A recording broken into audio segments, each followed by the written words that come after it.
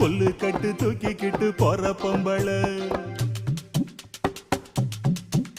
ஒரு 2 நாளா என்ன நீ எட்டி பார்க்கல புல்லு கட்டு தூக்கிக்கிட்டு போற பொம்பள